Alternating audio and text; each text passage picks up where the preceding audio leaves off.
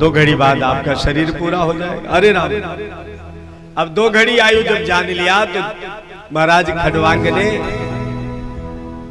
अपना मन भगवान के श्री चरणों में लगा दिया। 2 घड़ी में ही उन्होंने अपने उद्धार का साधन बना लिया। अब तुम्हारे पास तो 7 दिन है। 7 दिन भैया किसका कम होता है, बहुत समय है तुम्हारे पास। देखिए, ये डॉक्टरों के मरीजों का इलाज करने की अपनी अपनी विधि होती है। कुछ डॉक्टर ऐसे भी होते हैं कि महाराज छोटी सी समस्या, छोटी सी बीमारी लेके चले जाइए, और ऐसी लंबी चौड़ी बात बतियाने लगते, अरे राम राम आपकी बीमारी तो बहुत बड़ी है, वो बड़े दूर से इंजेक्शन मंगाने पड़ेंगे, वो 7 दिन का कोर्स चलेगा, ऐसा होगा वैसा होगा। मरीज न मरने वाला हो भैया तो भी मर जाए। एक डॉक्टर ऐसा होता है, कहते आप चाहे असाध्य बीमारी लेकर के उनके पास पहुंच जाओ तो आधी समस्या तो आपका वाणी से ही संपन्न कर दे। अरे भाई चिंता मत करो, तुमको कुछ नहीं हुआ, छोटी सी समस्या आई है, एक गोली जहां खिलाऊंगा चकाचक हो जाए। तो मरीज जो मरने वाला था उसका आत्मबल बढ़ गया। सुखदेव बाबा ने जो परीक्षित की समस्या थी उसका एक ही वचन में, एक ही बात में समाधान कर दिया और कहा सुनो, परिनिष्ठितोऽपि नैर्गुण्यम् उत्तम श्लोक लीलया गृहीत चेताराजर से आख्यानम यदधीतमा। जब महाराज परीक्षित ने कहा प्रभु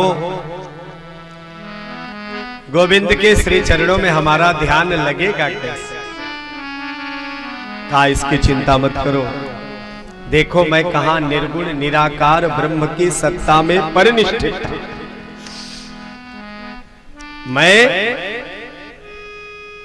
जन्म लेते ही भगवान गोविंद के निर्गुण निराकार निरीह निरुपम निरुपाधिक परम प्रकाशमय परम ज्योति स्वरूप गोविंद के श्री चरणों का ध्यान करता था।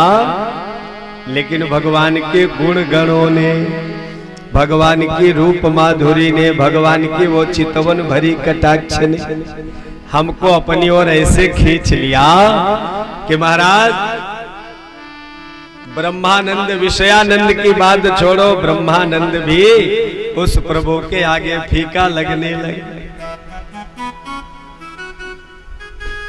एक एक समस्याओं का समाधान कर रहे हैं। और जैसे ही परीक्षित को विश्वास हो गया कि अब हमारा कल्याण हो जाएगा, तो श्री चरणों में वंदन करके महाराज अब आप कथा श्रवण कराइए, अब भगवान की कथा सुनने की विधि बताइए। तो एक श्लोक में बड़ी सुंदर विधि बता दी। अब उस विधि को आप लोग भी जान लीजिए, जरूरत पड़ेगी तो काम आएगा आपको। विधि क्या है?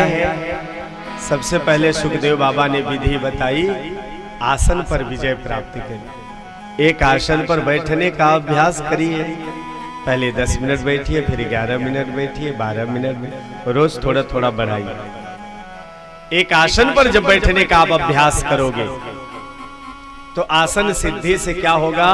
कहा भैया जब आसन सिद्ध हो जाएगा ना तो भगवान का ध्यान करने में सुविधा होगी, सरलता होगी। आसन सिद्ध है नहीं, इसलिए जैसे ही हम पूजा पाठ कथा वार्ता में बैठते हैं तो पता चला घुटना दर्द करने लगे, कमर में पीड़ा होने लगे, कहीं हाथ दर्द करने लगे, कहीं पांव दर्द करने। ये आसन सिद्ध न होने का परिणाम। इसलिए सबसे पहले एक आसन पर बैठने का अभ्यास करें। और जब आसन सिद्ध हो जाए तो राजन, ये जो नासिका के द्वार से हमारे आपके श्वास आ जा रही है ना, फिर इस पर नियंत्रण करें। ये श्वास गिनती से मिली हुई, श्वास गिन गिन के हमको मिला है, ये गवाने के काबिल। गिनती से श्वास मिली भैया। जिस दिन श्वास का आना जाना पूरा हो गया, गिनती पूरी हुई, उसी दिन कहानी पूरी हुई। अब तो महाराज आधुनिक महिलाओं के मुंह से नहीं सुनाई पड़ता। नहीं, पहले जब बच्चे को छींक आती तो माताएं कहती शतन जी। एक बार छींक आने में कई श्वास एक साथ निकल जाते। शतन जी का मतलब क्या है? कहते हैं जीवेम सरदा शतम। हम भगवान से कामना करते हैं कि हमारा बेटा 100 वर्ष तक जीवित रहे। शत माने 100 और जी माने जीवन। उसके बाद जब आसन सिद्ध हो जाए तब श्वास। आप कहें कि महाराज श्वास पर कैसे नियंत्रण किया जाए? तो श्वास पर नियंत्रण की विधि प्राणायाम है। प्राणायाम परम बलम। खूब प्राणायाम करें। अब आजकल तो महाराज खूब प्राणायाम हो रहा है। घर घर जन जन तक जो देखो सो प्राणायाम कर रहा है। लेकिन प्राणायाम की विधि जो ऋषियों ने निश्चित किया, पूरक, कुंभक, रेचक। एक नासिका के मार्ग से श्वास खींचिए और जैसे ही जब आप श्वास खींच रहे हैं तो भगवान नारायण का नाभि में ध्यान करिए। फिर दोनों नासिका बंद कर लीजिए, श्वास को रोक लीजिए और जब श्वास रुक जाए तो हृदय में ब्रह्मा बाबा का ध्यान करिए। और उसके बाद जिससे खींचे हैं वो बंद रहे और जिसको बंद किए थे उस नासिका से धीरे धीरे श्वास छोड़िए और श्वास धीरे धीरे छोड़ते जाइए। और यहाँ पर जहाँ तिलक लगाया जाता है, यहाँ पर भगवान भोलेनाथ का ध्यान करिए। ये प्राणायाम। अब पहले बड़े बड़े ऋषि, बड़े बड़े संत इन्हीं प्राणायाम की विधि से ही 10-10 हजार वर्ष तक शरीर को धारण करते थे, जीवित रहे। हमारी समस्या क्या है महाराज? हमारा मन लगता नहीं, मन एकाग्र नहीं होता। मन आपका एकाग्र नहीं होता तो मन को एकाग्र करने की यही विधि है। श्वास पर नियंत्रण हो जाएगा। श्वास का संबंध सीधा मन से होता है। अभी आपको जब क्रोध आ जाता है तो आप अपनी श्वास देखिए, गरम गरम आने लगे।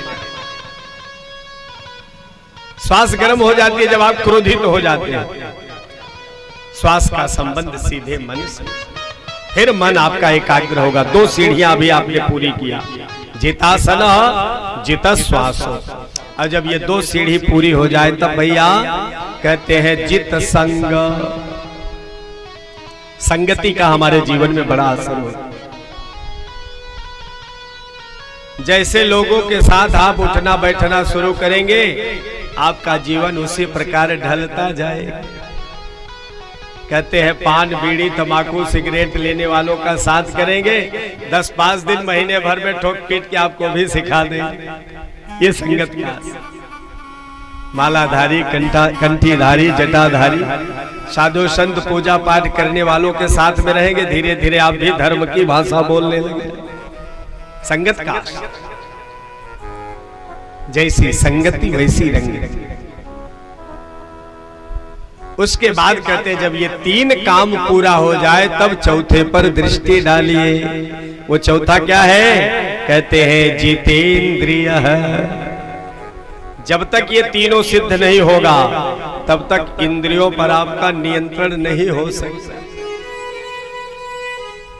देखना इंद्रियों के न घोड़े बढ़े, रात दिन इनमें संयम के कोड़े लगे।